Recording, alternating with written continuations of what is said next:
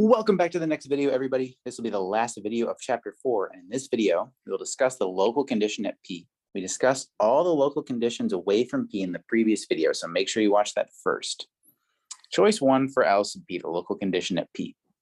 We'll set L sub P equal to the kernel of the map from H1 GP add 0 row to H1 IP add 0 row mod W0, where W0 was defined last video.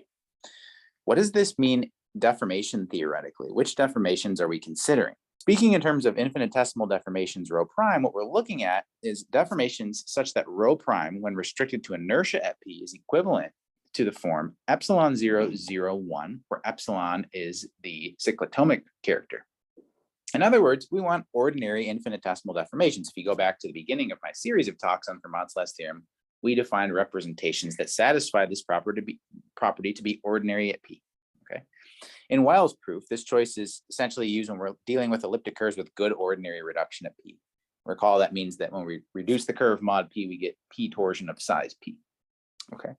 Using inflation restriction lemma 1 of proposition 3 and lemma 3, along with a good amount of elbow grease, we find our LP product factor can be estimated as size of LP over size of H0 GP at 0 row. So this is the LP product factor.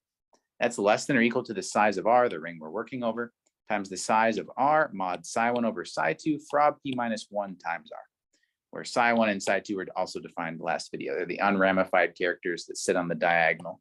Okay, so for a proof of this, see CSS page 115. Choice 2, what if we're not working with an elliptic curve with good ordinary reduction? What if we're working with an elliptic curve of multiplicative reduction at P, for example? It turns out the choice for LP there that's best is the kernel of the map from H1 GP add 0 row, this time to H1 GP add 0 row mod W0. We're replacing the IP here from the previous choice by GP. Okay. What are the deformations that we're considering in this case? Turns out they're the ones that are ordinary, but not flat at P. I should say here, though, that we actually could just use the same LP as in choice 1 for this case. But it turns out this new LP is more computationally convenient. So see Weyl's proposition 1.1 for another discussion of this.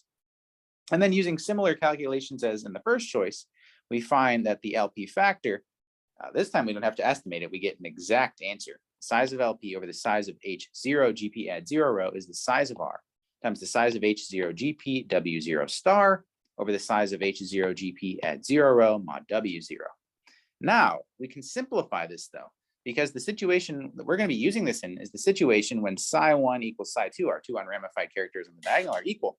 And it's not hard then to see using lemma 3 that this actually simplifies drastically down to just the size of LP over the size of H0 GP add 0 row is nothing but the size of R, which is great because then when you put all the product factors together, you get some cancellations.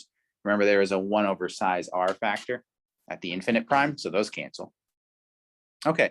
Finally, though, we have the kind of annoying good super singular reduction elliptic curves. So remember what that means is that we take our elliptic curve, we reduce it mod P, and we have trivial P torsion.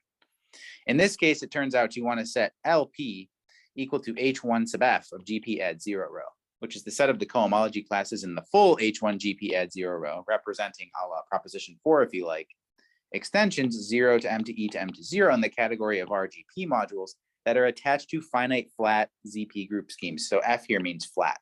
So it's like the flat cohomology classes in the full H1. In other words, another way of saying that, if you don't remember what a finite flat ZP group scheme is, we're looking for finite rank free RGP modules M such that there is a finite flat ZP scheme G such that OG, so the structure sheaf on G, is locally just M. Okay. And we're only specifically going to be considering the case R equals O mod lambda to the n, where O is the ring of integers in some finite extension of QP, and lambda generates the maximal ideal of O.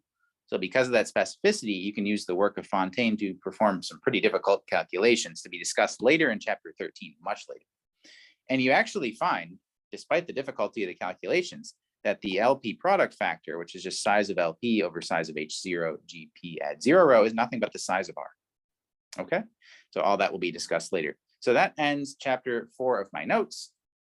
So in summary, when you're working with elliptic curves that have good ordinary reduction at P, you want to consider deformations that are ordinary at P.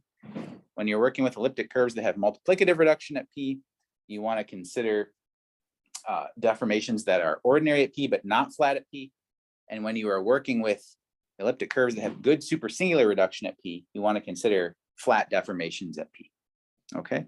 And so these calculations, we'll put them all together later. We'll use them later kind of as we're discussing the proof of Fermat's theorem in more detail, but we'll leave them as is for now. And this ends chapter 4. And so next video, I'll go into chapter 5 of my notes discussing finite flat group schemes. So I'll see you then. Thanks for watching.